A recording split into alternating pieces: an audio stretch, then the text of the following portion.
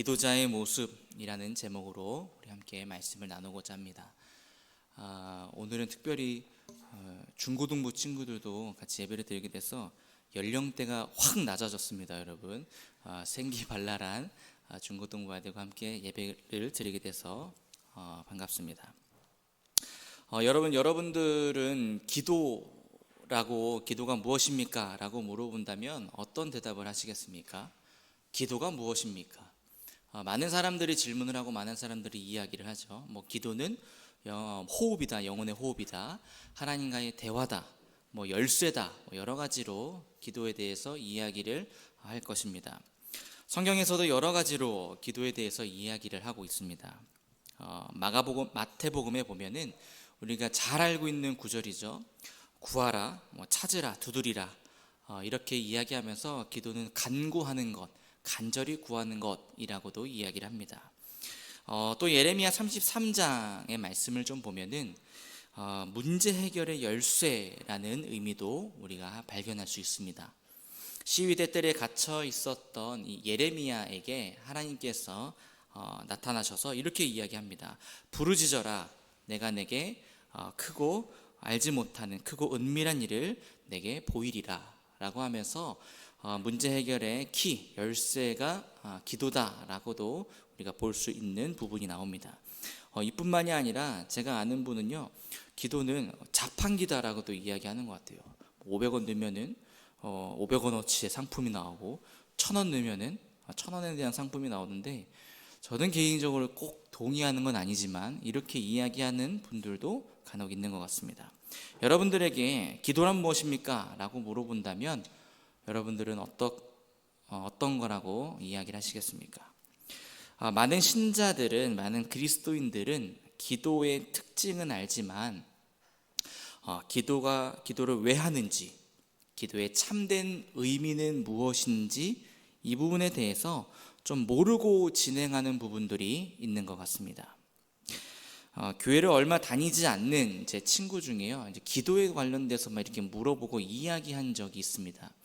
기도가 뭐야? 이제 저한테도 물어보기도 하고, 그러면서 이야기하는데, 자기가 생각하는 기도는 하나님과 하나님과 거래하는 게 기도라고 이렇게 이야기를 하더라고요. 무슨 얘기인가 좀 들어봤어요. 뭐냐니까, 자신이 뭔가 원하는 것을 얻기 위해서 하나 드릴 테니까 하나 드려야지만 하나님이 내 기도를 들어주는 것 같아 라는 이야기의 형식으로 이야기하더라고요. 예를 들어서 주일 예배를 내가 나갈 테니까 부자 되게 했으면 좋겠다, 매일매일 성경을 읽을 테니까 취직 좀 시켜줬으면 좋겠다, 이런 식으로 기도를 한다고 이야기를 합니다. 여러분, 하나님께 간구하는 기도, 간절하게 구하는 거, 이러한 기도가 하나님께서 응답해 주시는 귀한 기도일 수 있지만, 기도를 왜 하는지 모른다면은 이러한 잘못된 기도에 빠질 수도 있다라고 볼 수 있겠죠. 그래서 오늘 본문 말씀을 통해서 기도의 원리가 무엇인지를 좀 이해해보고, 더 나아가서 기도의 원리를 알고 있는 우리들이 어떠한 기도자의 모습으로 살아가야 되는지도 한번 살펴보기를 원합니다. 먼저 기도의 원리는 크게 세 가지로 한번 나눠볼 수 있겠습니다. 인정과 도움과 관계입니다.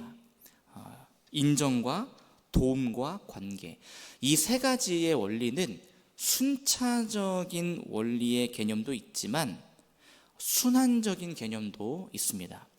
자신의 연약함을 인정하면 하나님께서 도움을 주시고, 그 도움과 주시는 은혜로 말미암아 깊은 관계로까지 가는 순차적인 의미와, 결국에 하나님과 인간의 관계성에서 다시 나의 연약함을 알게 되는 순환적인 고백도, 이런 순환적인 원리도 동일하게 기도에 나타난다는 것이죠.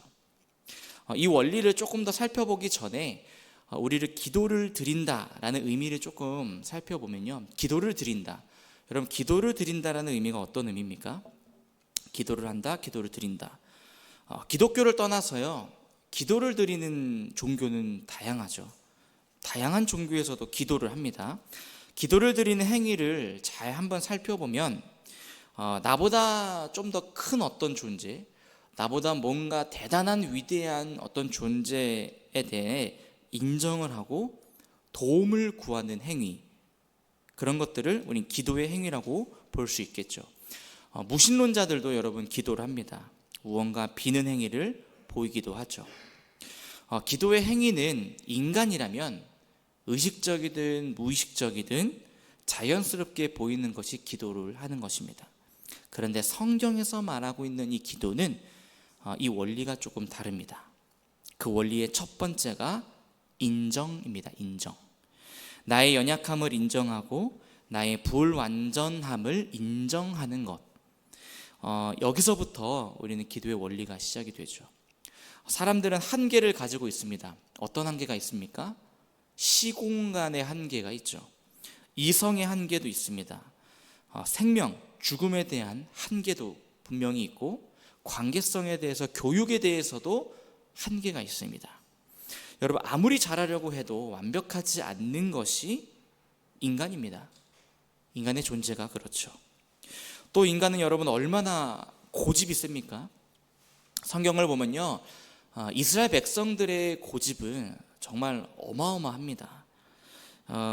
질투도 많고 고집도 많이 부리는데 우상을 섬기기도 하고 하나님을 배신하기도 하고 전통과 관습을 만들어서 하나님보다 우선하는 것들을 굉장히 많이 만들어내잖아요.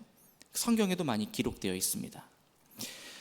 여러분, 사실 이런 성경 인물과 비교할 것도 없어요. 성경 인물을요, 비난할 것도 없습니다. 가까운 데서 찾을 수 있어요. 내 자신을 보면 잘 알 수 있습니다. 여러분, 며칠 전에 제가 이제 친한 친구들을 좀 만났는데, 그 친구들에서 저는 장고집으로 통합니다. 제가 고집이 많대요. 저는 충격을 먹었지만 친구들이 너는 고집쟁이야 라고 말을 하더라고요. 20년 만에 들었어요. 자기들도 고집 많은데 저보고 고집이 많다고 하더라고요. 그래서 아주 고집불통이 하면서 막 예시도 들어주면서 저한테 이야기하는데 수긍하게 됐습니다. 저희 두 자녀를 보면요, 거울을 보는 것 같습니다. 혼낼 필요도 없어요. 저의 유산이에요. 저의 유산. 여러분, 이사야 53장에 보면요, 우리는 다 양 같아서 그릇 행하여 각기 제 갈 길로 간다라고 표현을 합니다. 그만큼 우리는 고집불통입니다. 본문 26절의 말씀을 보면 마땅히 기도할 바를 알지 못하는 존재가 바로 인간이고 연약한 우리들입니다. 이 말의 의미는 내가 원하는 것, 내가 바라는 것, 또 내가 그렇게 추구하고자 하는 그 기도는 몇 번이고 몇 시간이고 며칠이고 할 수 있지만 정작 하나님이 원하는 것, 하나님이 허락하시는 기도는 모른다는 거예요. 여러분, 이러한 기도는 올바르게 마땅하게 기도하는 것이 아닐 수 있습니다. 하나님, 사업이 대박나게 해주십시오. 하나님, 관계에 어려움이 있습니다. 해결해 주십시오. 하나님, 육체에 질병이 있습니다. 고쳐주십시오. 여러분, 이러한 기도 다 좋습니다. 이러한 기도 해야 되죠. 그런데 그 기도의 중심이 내가 원하는 것입니까? 하나님이 원하는 것입니까? 내가 바라는 것입니까? 하나님이 바라는 것입니까? 우리는 여기에 집중해야 합니다. 우리들의 연약함을 인정하십니까? 우리들의 연약함이 무엇인지 아십니까? 우리의 연약함을 인정하는 것, 그것이 기도의 시작입니다. 나의 약함을 인정할 때, 나의 연약함을 고백할 때, 그때 하나님이 일하기 시작합니다. 그때부터 하나님의 뜻이 무엇인지를 알게 됩니다. 기도의 가장 중요하고 첫 번째 원리는 바로 나의 연약함을 있는 그대로 고백하고 선포하는 모습임을 우리는 기억해야 합니다. 이렇게 고백을 했다면 성경에서 말하는 기도의 두 번째 원리는 도우심입니다. 도우심. 바로 성령님의 도움을 받으면서 우리는 살아가야 합니다. 오늘 본문 말씀 26절에 전반부의 말씀을 좀 보면은 성령이 우리의 연약함을 도우시나니 라고 하면서 기록되어 있습니다. 성령이 우리의 연약함을 돕는다. 우리의 연약함이라는 것은 앞에서 말씀드린 내용 전부입니다. 내가 어떤 것을 기도할지도 모르고 무엇을 기도해야 될지도 모르고 하나님의 뜻을 잘 모르기도 하는 것, 이 모든 것들을 포함한 연약함입니다. 근데 이런 것을 누가 도와주신다고요? 성령님이 도와주신다는 겁니다. 그리고 26절 후반부에 보면 우리를 위해 친히 간구하신다, 간절히 구하신다라고 말씀하시죠. 여러분, 이 돕는다의 원어적 의미를 좀 살펴보면 참여하다, 지원하다, 참여하고 지원해주고 이런 의미가 내포되어 있습니다. 그러니까 뭔가 해도 그만, 뭔가 안 해도 그만, 이것이 아니라 완전하게 모든 것을 다 내어주면서 적극적으로 참여해서 돕는다라는 의미가 더 깊이 내포되어 있는 거죠. 한 6년 전에 저는 이제 우리 교회에서 많은 빚을 지었던 것 같아요. 그때 둘째가 이제 태어나기 전이었던 것 같은데 아내가 고위험 산모였고 도움이 많이 필요할 때였어요. 그때가. 그 전에도 좀 어려움이 있었지만, 그래서 저희 가정의 기도 제목은 하나밖에 없었습니다. 순산하게 하는 거. 아이가 건강하게 나올 수 있도록. 중간에 너무 어려워서 700g의 날본도 했거든요. 너무 어리기 때문에. 그 정도로 위험한 순간이었는데 어떻게 하다가 하나님의 은혜로 잘 낫게 됐는데 그때였습니다. 그때 여기 계신 성도님들과 또 많은 여성교회의 성도님들이 얼마나 많은 도움을 주었는지 모르겠어요. 반찬부터 시작해서 필요한 용품들, 물건들, 연약하고 도움이 필요한 그 절대적인 그 시기에 적극적으로 참여하고 도와주었던 그 기억이 아직도 생생합니다. 인간적으로는 먼저 실질적으로 도움을 주었던 우리 성도님들에게 감사함을 표현하지만 궁극적으로 우리 가정의 눈동자와 같이 지켜주셨던 그 하나님, 성령님께 감사의 나날을 보냈던 일이 기억이 납니다. 하나님은요 결코 우리를 그냥 눈 감아 가만히 두지 않으십니다. 이처럼 성령님은요 이미 인간의 불완전함, 한계가 있는 존재를 이미 알고 계세요. 그렇기에 우리는 성령님께 도와주실 것을 믿음으로 간구하는 것입니다. 여러분, 이것이 핵심이죠. 기도는 깨닫는 것입니다. 자신이 열심을 다해서 기도하고 어떤 내가 원하는 내용을 하나님께서 들어주는 것, 이것이 전부가 아니죠. 하나님의 뜻을 깨닫는 것, 하나님이 하실 일을 깨닫는 것, 하나님이 앞으로 나에게 하실 것을 우리가 알고 느끼는 것, 성령님의 도움을 기대하고 소망하는 것, 이것이 바로 기도의 핵심 원리라고 볼 수 있습니다. 나의 소망이 하나님의 소망과 부합된 삶을 살아가는 것이, 이것이 기도의 응답일 줄 믿습니다. 찬양에 이런 찬양이 있습니다. 여러분, 원박이라는 찬양 아시죠? 원박이 새로운 찬양인데, 새로운 찬양은 아닙니다. 원박이 모르세요? 원하고 바라고 기도합니다. 제가 마음대로 줄였어요. 원박이라는 찬양인데 그 찬양의 가사에 이런 가사가 있습니다. 하나님의 꿈이 나의 비전이 되고 예수님의 성품이 나의 인격이 되고 성령님의 권능이 나의 능력이 된다. 여러분, 이 고백이 정말 하나님의 도우심을 가장 적절하게 내포하는 그러한 고백이 되지 않을까 생각합니다. 여러분, 그리고 마지막 세 번째, 성경에서 말하고 있는 기도의 원리는 관계입니다. 관계. 바로 전능자 하나님과 깊은 관계를 맺는 것, 이것이 기도의 중요한 원리의 핵심입니다. 27절 말씀을 보면은 하나님을 이렇게 표현합니다. 마음을 살피는 자, 마음을 살피는 자. 하나님을요, 마음을 살피는 자라고 이야기합니다. 여러분, 마음을 살피는 자는 어떤 능력이 있는지 아십니까? 공감을 잘합니다. 격려도 잘하고요, 지지도 잘합니다. 칭찬도 잘 해줍니다. 왜요? 마음을 그만큼 잘 알고 살피기 때문이죠. 그리고 동시에 마음을 잘 알기 때문에 우리가 어떤 생각을 하는지, 또 어떤 마음을 품고 살아가는지도 잘 알고 있어요. 이게 하나님의 능력입니다. 근데 때로는 이러한 주님의 능력이 위로도 되지만 힘도 되지만 너무 우리의 마음들을 속속히 알기 때문에 두려울 때도 있어요. 우리의 악한 마음을 알고 계시기 때문에 심판을 피할 수도 없을 수 있잖아요. 하나님을 속이지도 못하잖아요. 그래서 하나님을 두려워할 수도 있을 것 같습니다. 근데 중요한 것은요, 하나님은 겉모습을 보는 것이 아니라 그 중심을 보시는 분임을 우리는 인지하고 깨달아야 합니다. 27절 말씀을 보실까요? 좀 보면은 이렇게 마음을 살피시는 이 하나님이 성령님의 생각을 아신다라고 합니다. 하나님께서 성령님의 생각을 아신대요.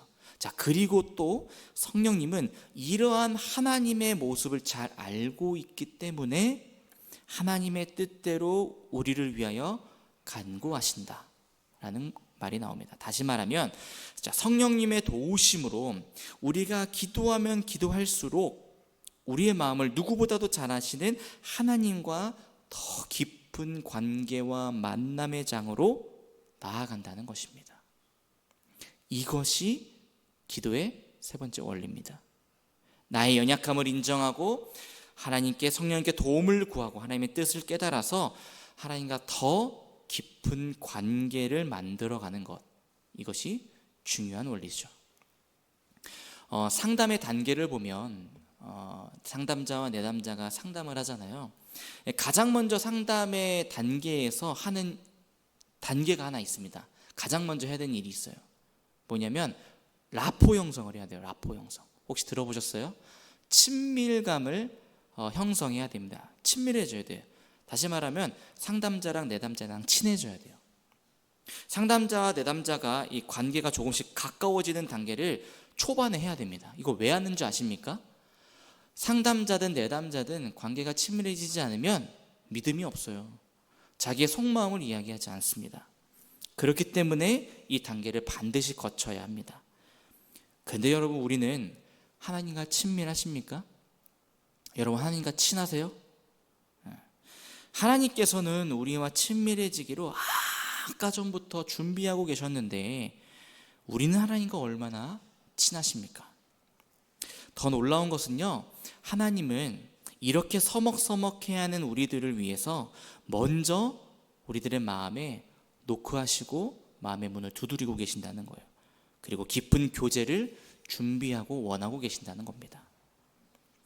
여러분, 이러한 기도 제목을, 기도 원리를 통해서 오늘날 그렇다면 우리 새누리 성도님들이 어떠한 기도자의 모습으로 살아가야 되는지를 간단히 적용해 보도록 하겠습니다. 첫 번째로 나를 인정하는 것입니다. 나를 인정하는 것. 여러분, 나를 인정하는 것을 다시 말하면 회개하는 겁니다. 내가 회개해야 돼요. 우리의 회개를 잘못 이해하는 경향이 좀 있는데, 잘못한 부분, 잘못한 결과, 내가 계획을 세웠지만 실패한 것에 대해서 내가 다시 잘하겠습니다 라고 하는 것, 이것은 회개가 아닙니다. 이것은 그냥 반성입니다. 반성은 아무리 돌이키고 다시 하지 않겠다고 다짐을 해도 여전히 그 중심에는 내가 사라지지 않는 것이죠. 그리고 이 반성은 내면의 중심의 변화보다는 그냥 행위의 고침에만 집중하게 됩니다. 그러나 회개는 모든 기준의 중심이 나에서 하나님으로 바뀌는 것입니다. 우리는 수도 없이 회개하며 기도하지만 여전히 하나님의 계획과 하나님의 뜻을, 의도를 무시하고 하나님의 뜻을 구하지 않을 때가 있죠. 하나님의 뜻을 알려고 하지도 않을 때도 있습니다. 오히려 하나님을 설득하려고도 해요. 나의 연약함, 나의 불완전함, 나의 뜻과 소망을 구하는 모습을 회개해야 합니다. 그리고 하나님 중심으로 기도하는 모습이 나타나야 될 줄 믿습니다. 두 번째, 이 회개의 기도를 드렸다면 간절하게 성령님께 도움을 구해야 합니다. 여러분, 불완전한 인간이 하나님의 마음을 어떻게 알겠습니까? 하나님의 마음을 알았다 칩시다. 그러면 그 모습대로 어떻게 우리가 살아갈 수 있겠습니까? 우리의 바람과 간구가 아니라 하나님의 뜻을 알고 하나님을 뜻 가운데 살아갈 수 있도록 우리가 도움을 구하는 것, 이것이 우리에게 필요한 것이죠.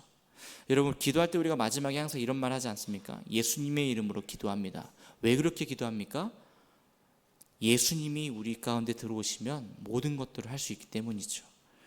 우리의 기도는 불완전하고 미약합니다. 그러나 예수 그리스도가 들어오면 완전히 달라집니다.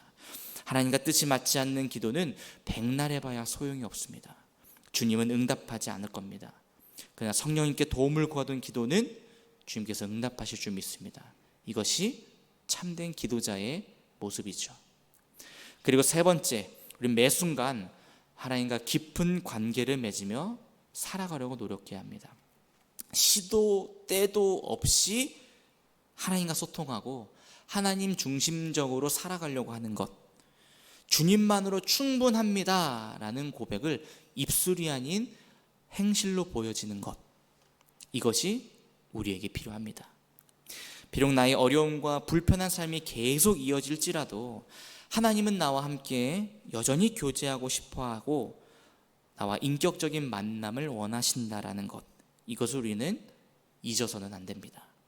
그 하나님과 깊은 관계성 속에 빠져가지고 비로소 이 땅에서 경험하지 못할 행복과 기쁨이 가득 넘쳐나기를 소망합니다. 사랑하는 성도 여러분, 기도의 근본은 우리 자기 소망을 이야기하거나 자기 바람을 이야기하거나 이런 것이 아니라 하나님에 대한 의존의 표현입니다. 하나님을 의존하겠다. 28절 말씀에 하나님의 뜻대로 부르심을 입은 자들에게 모든 것이 합력하여 선을 이룬다라고 말씀하십니다. 모든 것이 합력하여 선을 이룬다. 여러분, 기도한다고 상황이 바뀌어지진 않을 수 있어요. 기도한다고 그 어려움 자체가 사라지지 않을 수 있습니다. 기도한다고 가난이 없어지는 건 아닐 수 있습니다. 그러나 기도하면 하나님과 나와의 관계가 변화될 줄 믿습니다. 나의 마음을 더 잘 아시고 하나님의 마음을 더 잘 알게 됩니다. 개별적으로 봤을 때 뭔가 변화도 없고 좋은 것도 없는 것처럼 보여도 모든 일이 서로 협력하여 합력하여 선을 이룬다는 그 진리를 경험하게 되는 것이죠. 그렇기 때문에 우리는 오늘도 기도하는 겁니다. 이것이 우리가 마땅히 보여야 될 기도자의 모습일 줄 믿습니다. 여러분, 회개하십시오. 나를 인정하고 하나님보다 더 우선시했던 나의 소망을 내려놓아야 합니다. 그리고 하나님의 뜻을 알려달라고 도움을 구하십시오. 내 인생이 하나님의 뜻대로 되길 원합니다. 모든 것을 하나님께 맡기고 성령님께 맡겨드리는 내 삶의 고백이 되기 원합니다.